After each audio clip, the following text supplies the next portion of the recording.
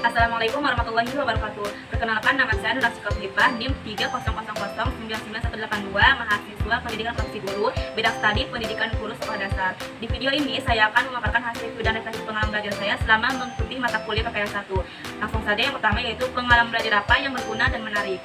Pengalaman belajar yang berguna dan menarik pada kegiatan PPL 1 yaitu pada topik 4 mengenai praktik pembelajaran pembimbing. Pengalaman ini berguna bagi saya karena memberikan kesempatan untuk menerapkan teori-teori pendidikan dalam situasi nyata di kelas dengan bimbingan dari guru pamong dan memberikan keterampilan dalam merancang dan melakukan kegiatan pembelajaran serta mengelola kelas yang baik. Pengalaman ini juga menarik karena saya dapat melakukan kegiatan pembelajaran dengan menggunakan berbagai macam metode dan strategi pembelajaran yang inovatif dan memberikan umpan balik terhadap peserta didik, sehingga dapat meningkatkan pedagogik saya sebagai calon guru.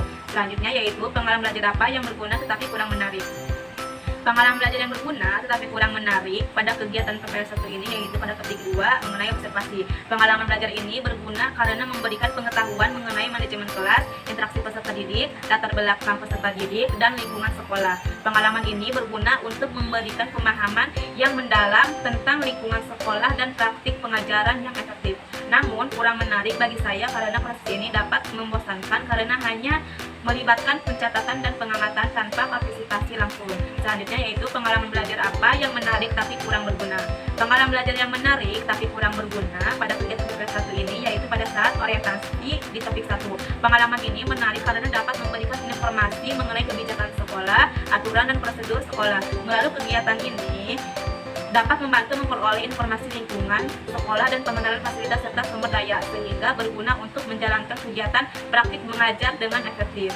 Pengalaman ini juga kurang berguna karena kurang terlibat langsung dalam proses pembelajaran sehingga dapat membuat terasa monoton dan kurang menarik. Selanjutnya yaitu pengalaman belajar apa yang tidak menarik dan tidak berguna dalam konteks sebagai calon guru.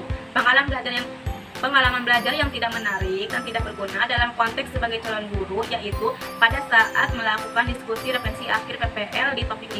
Kegiatan ini tidak memberikan informasi atau pengetahuan baru dalam konteks saya sebagai calon guru karena tidak memberikan pelajaran atau wawasan yang dapat diterapkan dalam konteks mengajar, sehingga pengalaman ini tidak menarik dan tidak berguna dalam konteks sebagai calon guru.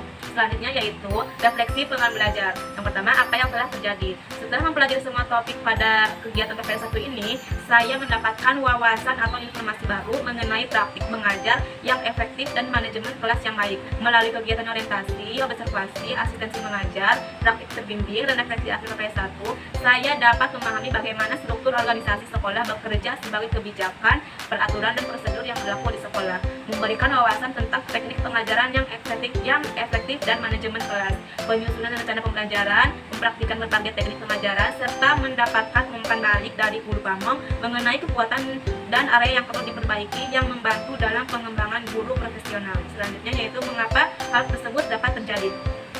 Hal tersebut dapat terjadi karena berbagai kegiatan dalam PPL 1 ini saya dapat terlibat secara langsung dalam lingkungan pendidikan yang nyata dan mendapatkan kesempatan untuk belajar dari pengalaman praktis. Kegiatan orientasi membantu saya memahami struktur organisasi sekolah, kebijakan, peraturan, dan prosedur yang berlaku.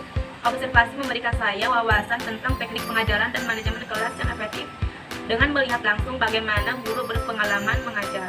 Selanjutnya, asistensi mengajar dan praktik terbimbing memberikan saya kesempatan untuk mempraktikkan teknik-teknik pengajaran tersebut dan mendapatkan umpan balik langsung dari guru pamong. Umpan balik ini sangat berharga karena memberikan pandangan objektif mengenai kekuatan dan hal yang perlu diperbaiki dalam praktik mengajar. Selanjutnya yaitu analisis artefak pembelajaran. Artefak pembelajaran mana yang dapat saya jadikan bukti hasil refleksi pengalaman belajar?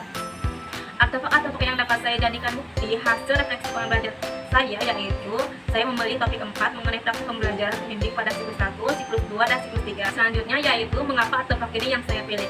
Saya memilih artefak ini karena dengan adanya 3 siklus pembelajaran terbimbing saya dapat memahami bagaimana merancang rencana pembelajaran yang baik agar dapat sesuai dengan kebutuhan peserta didik sehingga dapat menciptakan kegiatan pembelajaran yang efektif.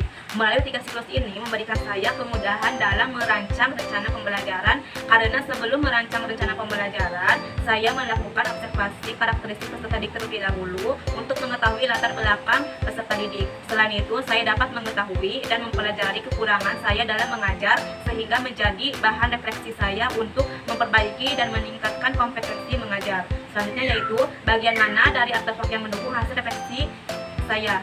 Bagian yang mendukung hasil refleksi saya itu pada siklus 1 karena dapat memberikan saya pembelajaran bagaimana merancang rencana pembelajaran yang baik dan menerapkannya di kelas dengan menggunakan berbagai macam metode, model, dan pendekatan pembelajaran yang sesuai dengan karakteristik peserta didik. Selanjutnya yaitu rumusan hasil refleksi berupa pembelajaran bermakna. Apabila saya mengajar atau membahas topik ini dengan mempertimbangkan prinsip pembelajaran bermakna yang berpusat kepada peserta didik, perubahan apa yang akan saya lakukan? Pembelajaran bermakna yang saya peroleh setelah mengikuti kegiatan TPL 1 ini adalah dapat mengetahui lingkungan sekolah, manajemen kelas, dan karakteristik peserta didik yang dapat memberikan saya kemudahan dalam merancang rencana pembelajaran dan melaksanakannya sehingga dapat menciptakan pembelajaran yang efektif. Adapun perubahan yang akan saya lakukan yaitu saya akan melakukan observasi karakteristik terlebih dahulu untuk mengetahui atau mengenal situasi dan kondisi sekolah untuk memberikan kemudahan dalam merancang rencana pembelajaran agar dapat melaksanakan dan merancang pembelajaran yang sesuai dengan karakteristik peserta didik dengan menggunakan berbagai macam metode, model, dan media pembelajaran untuk menciptakan pembelajaran yang menarik dan menyenangkan sehingga dapat meningkatkan minat dan motivasi belajar peserta didik. Mungkin itu saja yang dapat saya sampaikan. Kurang dan lebihnya saya mohon maaf. Terima kasih. Wassalamualaikum warahmatullahi wabarakatuh.